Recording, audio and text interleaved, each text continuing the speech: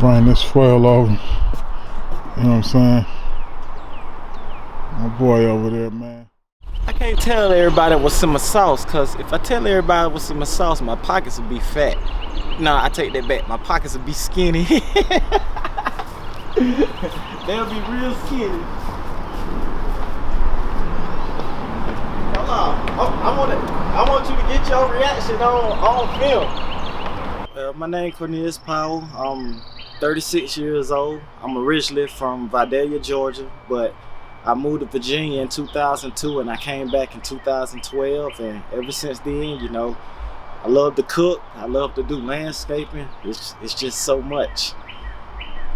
Damn control car went down. A wheel.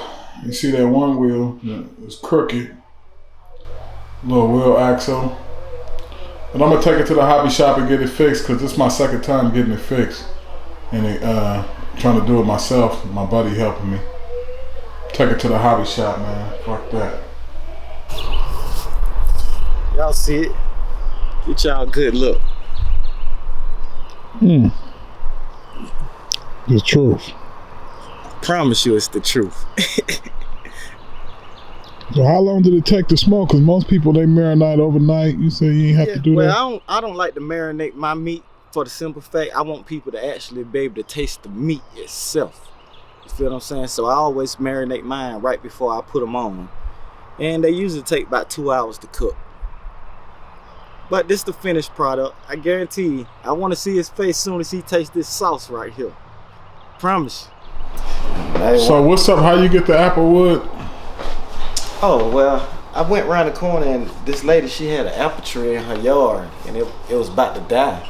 So I said, you know, I can make perfect use of that tree right there. So I went on ahead and cut it down, and I brought it over here to the house, and I cut chops and blocks, and I let it sit in the sun so it'll get good and dry.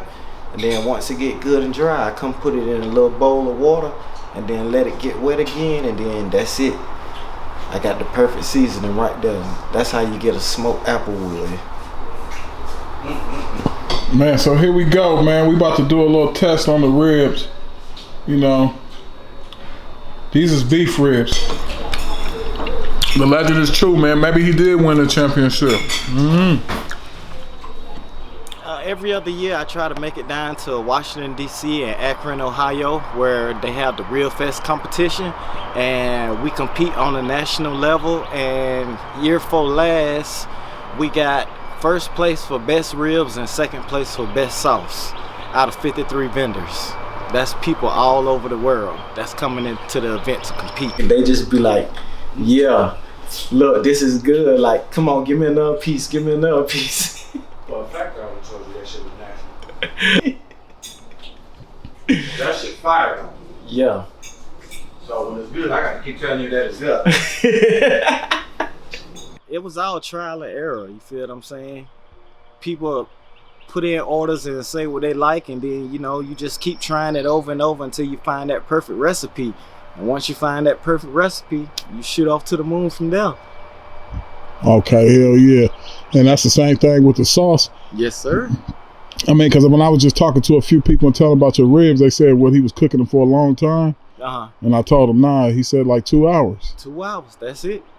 2 hours. A lot of people get the theory of cooking on a grill misconstrued. They feel like, you know, it have to be an all-day event, which it don't have to. It all really depend on if you're using charcoal or you're using propane. Me, I like charcoal because I like for my food to have that hickory smoke flavor to it.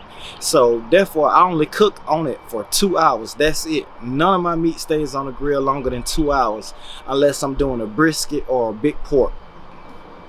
Hey, Huncho, baby.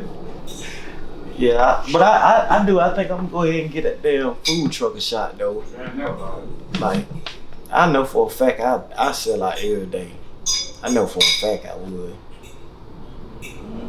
Like everything. I'm talking about A to fucking Z.